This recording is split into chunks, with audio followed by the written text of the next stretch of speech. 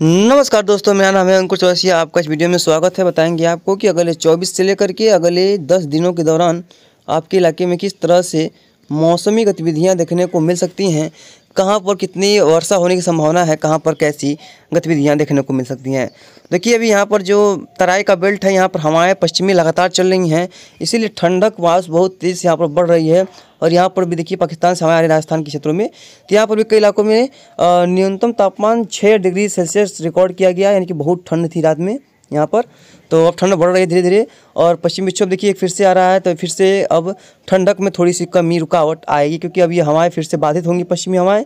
और जब पश्चिमी हवाएं बाधित होंगी तो फिर से यहाँ पर नमी वाली पूर्वी हवाएं चलेंगी, जो यहाँ पर कोहरा तो कुछ ला सकती हैं, लेकिन यहाँ पर ठंडक को कम कर देंगी।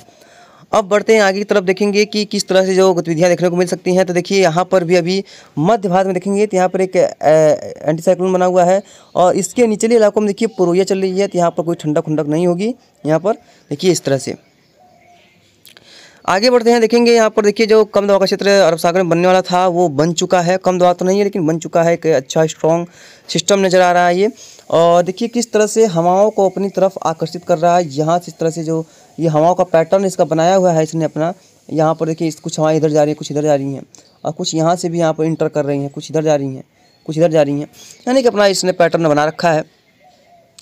तो क्या होगा इसके बारे में डिटेल में बात करते हैं कि आज शाम को देखेंगे तो ये सिस्टम जो है अभी वहीं पर थोड़ा सा पश्चिम दिशा में आगे बढ़ेगा, और बाकी वहीं पर ही रहेगा, यानी कि केरला तट के थोड़ा सा दूर रहेगा। लेकिन केरल पे वर्षा की संभावना काफ़ी ज़्यादा है, काफ़ी भारी वर्षा देखने को मिलेगी। 10 को भी देखेंगे सिस्टम तो इंटेंसिफाई तो नहीं हुआ, लेकिन वहीं पर बना हुआ है जहाँ पर ये बना हुआ था, और वहीं पर इसकी संभावना ज़्यादा दिखाई पड़ रही है। 10 के शाम को देखेंगे तो सिस्टम यहाँ से वेस्टर्न यानी कि पश्चिमी दिशा में आगे की तरफ मूव करता हुआ नजर आ रहा है। तो ये पश्चिमी दिशा में आगे बहुत तेज़ी से बढ़ रहा है, और देखेंगे 11 तारीख के बीच में।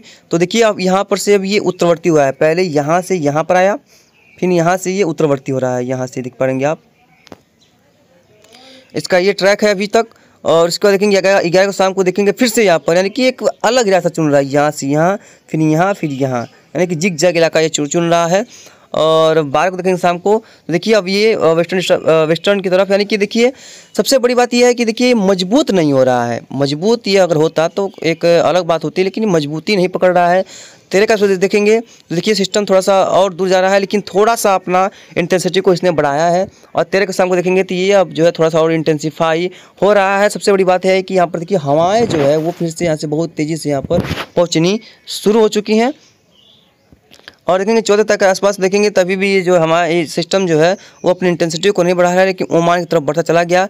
14 को देखेंगे तो ये यानी कि इंटेंसिटी बिना गेन किए हुए ही ये 15 के आसपास देखेंगे तो तट के पार कर जाएगा, और 16 के आसपास ही तट को भी पार करने वाला ही होगा। तब तक यहाँ पर वेस्टर्लीज विंड इसको रोक देंगी, और वहीं पर 17 के आसपास फिर से, यानी कि 17 के आसपास एक फिर से बंगाल की खाड़ी में एक फिर से एक नया सिस्टम उभरने की संभावना है लगातार, यानी कि 3 सिस्टम। देखिए 3 सिस्टम कैसे, यहाँ पर देखिए एक यहाँ पर, एक यहाँ पर, ये देखिए एक यहाँ है, एक यहाँ है। अब जैसे ये आगे बढ़ेंगे सिस्टम यहाँ पर एक जो है 3 सिस्टम, देखिए यहाँ पर फिर से यहाँ पर एक सिस्टम और यहाँ पर उभर करके सामने आने वाला है। यहाँ पर ये देखिए, ये ठीक है, ये रहा आपका SMW का ट्रैक, यानी कि एक अच्छा संकेत है। तो देखेंगे कि यहाँ पर इस तरह का माहौल है, और यहाँ पर देखेंगे 9 तारीख का क्षेत्र है यहाँ पर, यानी कि ये देखिए यहाँ पर ये GFS जो है वो भी तो SMW को दिखा रहे थे हम, अब ये GFS का जो है हमने दिखाना शुरू किया आपको।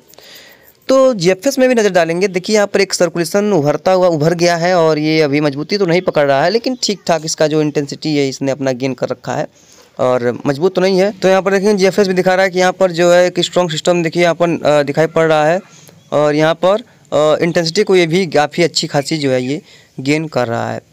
10 के आसपास देखेंगे तो ये सिस्टम हालांकि जैसा कि पहले लग रहा था कि बहुत ज़्यादा मजबूत होगा, सशक्त होगा और तूफान में बदलेगा, अब उसकी संभावना घटती जा रही है, क्योंकि जो सिस्टम बना हुआ है ये लग रहा है कि ये ज़्यादा मजबूत नहीं होगा।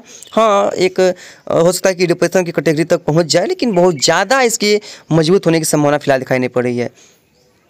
ये देखिए यहाँ पर ये जो सिस्टम है ये यहाँ पर अपने हवाओं को घुमाता हुआ नज़र आ रहा है। तो जीएफएस क्या करता है इसके बारे में देखते हैं कि अभी भी यहाँ पर कोई भी इंटेंसिफिकेशन नज़र नहीं आ रही है। भले ही हवाओं की रफ्तार थोड़ी सी बढ़ी हो, लेकिन कोई इंटेंसिफिकेशन की संभावना यहाँ पर दिखाई नहीं पड़ रही है। यानी कि यहाँ पर किसी भी प्रकार का वर्षा की संभावना, किसी भी प्रकार का हवाओं की गति की संभावना नहीं है। 12 के आसपास देखेंगे तो ये सिस्टम देखिए अभी भी फ़िलहाल गति नहीं पकड़ रहा है, इंटेंसिटी नहीं पकड़ रहा है, अभी फ़िलहाल हल्का ही कमजोरी सिस्टम है। और देखिए वेस्ट की तरफ लगातार ये बढ़ता हुआ जा रहा है सिस्टम। तो हम कह सकते हैं कि यहाँ पर देखिए ये आपका 12 तारीख का शाम हो गया और 13 तारीख सुबह देखेंगे भी ये कोई इंटेंसिटी सिस्टम नहीं पकड़ रहा है। यानी कि अब हम कह सकते हैं कि ये म्यांमार के तटों की तरफ बढ़ रहा है। तो हम कह सकते हैं कि अब ये सिस्टम ज़्यादा इंटेंसीफाई नहीं होगा, क्योंकि देखिए यहाँ पर 2 सिस्टम लगातार बन चुके हैं। और यहाँ पर 2 सिस्टम देखिए 13 शाम को देखेंगे तो सिस्टम देखिए अभी थोड़ा सा भी इंटेंसीफाई नहीं हो रहा है। और 14 के आसपास देखेंगे तो फिर भी ये सिस्टम इंटेंसीफाई नहीं, और नहीं तो ये यहाँ पर कमज़ोर होता हुआ नज़र आ रहा है। 14 को शाम को देखेंगे तो यह देखिए फ़िलहाल कोई खास यहाँ पर इसमें बदलाव नहीं है, फिर बदल नहीं है 14 के आसपास। और 15 के आसपास देखेंगे तो यहाँ पर फ़िलहाल कोई खास बदल दिखाई नहीं दे रहा है। और उसका सिस्टम खत्म होता हुआ दिखाई पड़ा है। यानी कि 16 के आसपास भी कोई सिस्टम नहीं है, 17 के आसपास भी कोई सिस्टम नहीं है, लेकिन फिर से एक बंगाल खाड़ी में सिस्टम उभरता हुआ आपको नज़र आ रहा होगा। ये देखिए यहाँ पर। तो उम्मीद करते हैं कि जो सिस्टम है ये कोई खास अपना इंटेंसिटी यानी कि प्रभाव दिखाने की उम्मीद नहीं कर रहा है, ज़्यादा कोई ये अपना प्रभाव नहीं दिखाएगा। तो जीएफएस की भी माने या ICMW की माने तो ये सिस्टम अरब सागर में लग रहा था कि काफ़ी इंटेंसिफाई होगा, लेकिन अब ऐसा लग रहा है कि ये ज़्यादा इंटेंसिफाई नहीं होगा। लेकिन देखिए ये मॉडल्स लगातार बदलते रहते हैं, अपने अंदर चेंजेस करते रहते हैं। बाकी जो भी होगा हम आपको आगे अपडेट करते रहेंगे। थोड़ा सा क्लाउड भी देख लेते हैं, बादलों का प्रभाव, क्योंकि इस समय बादलों का प्रभाव बहुत मायने रखता है। और ये जो सिस्टम अरब सागर में यहाँ पर LPA की तरह बना हुआ है, देखिए इन क्लाउड को कितना ज़्यादा जो है केरल की तरफ धकेल रहा है। इसीलिए केरल में आज और कई इलाकों में और भारी से भारी वर्षा की संभावना भी बनी रहेगी। एक कल के बाद जिस तरह से सिस्टम का इंडिकेशंस है कि ये सिस्टम जो है वो तट से दूर जाएगा, अभी तट से दूर तो है ही, लेकिन और भी दूर जाएगा, जिसकी वजह से इसका प्रभाव अभी भारत के क्षेत्रों पे कोई इलाकों में देखने को खास नहीं मिलेगा। यहाँ पर जो है बादल तो काफ़ी अच्छे हैं और यहाँ पर वर्षा भी देखने को मिल रही होगी, लेकिन अरब सागर में वर्षा हो रही होगी, इसकी कोई खास वो नहीं है।